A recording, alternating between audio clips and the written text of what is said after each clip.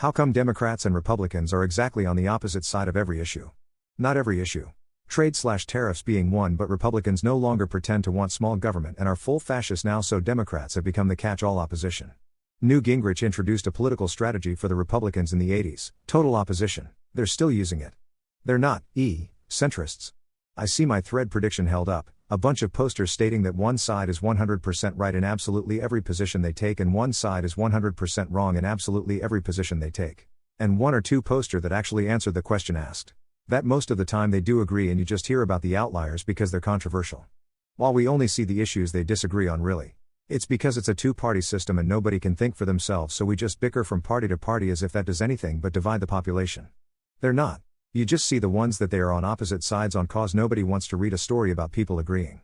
80% of bills go straight through state legislature with bipartisan, nearly unanimous votes. Not necessarily. I agree they each remain firm on their sides of that issue. But they also cling tightly to their respective opinions about gun regulation. Most Americans are in agreement about slowing the process of arms acquisition. But the Republicans have dug in their heels become the Second Amendment party. That's the whole point now. My team versus your team. Even if one side couldn't care less about an issue. If the other takes a position, they'll take the opposite.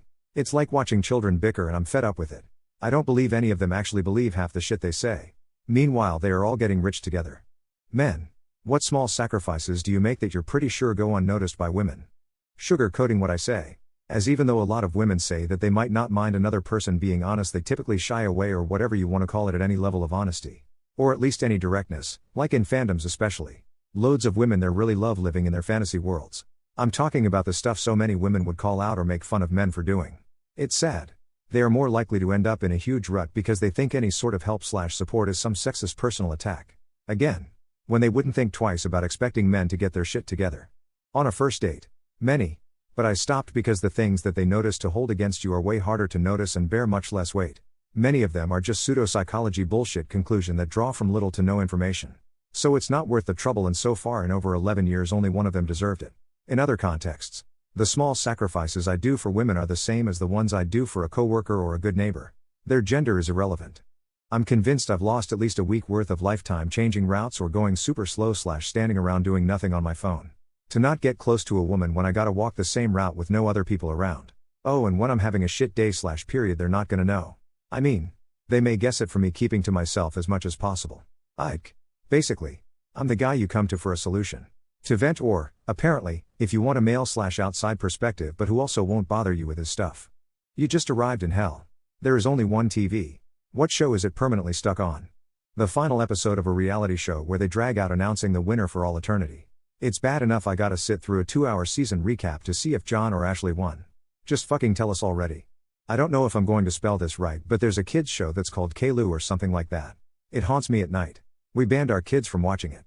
The little ad PowerPoint things they have on the TV at the doctor's office.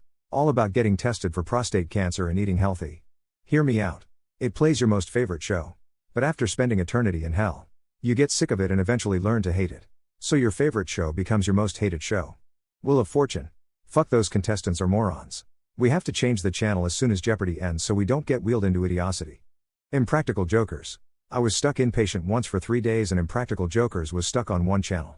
Modern Country was stuck on another. And they combined to create a terrible mix. And now we have an exquisite pair of faux emerald earrings and matching bracelet, normally $1,200. But I'm willing to let these go for 4 easy payments of $299.99 to the first 10 callers. These are almost an exact replica of, insert famous silver screen actor name here. You better be quick.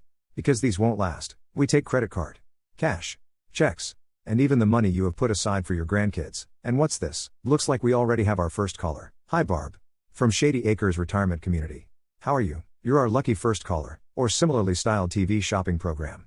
What common misconception infuriates you? People not understanding what the word theory means.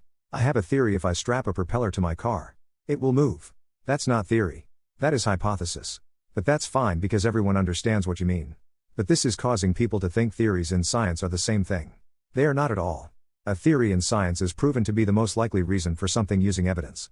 Sure, it can change upon finding new evidence, but it is not just a baseless idea. When you get on a plane, you are not breathing the same air that got sealed in with you at the gate. I've heard people say you are breathing in the same air over and over. Actually, new air is siphoned in from the compression stage of the jet engine. It's called bleed air. And it's used to condition the air and pressurize the cabin. It's also why it's very easy to get dehydrated on a long flight. The air came from 35,000 or so feet up and it's quite dry.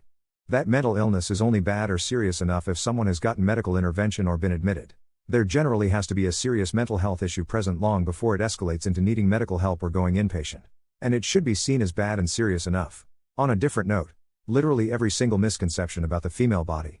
Like how people still think the vagina becomes loose from too much sex. And that simple penetration can, easily, make a woman orgasm. Or that we all call the vulva by its wrong name all the time. Or that extreme period pain is still dismissed as normal even though it's a huge indicator or reproductive health issues. I could go on.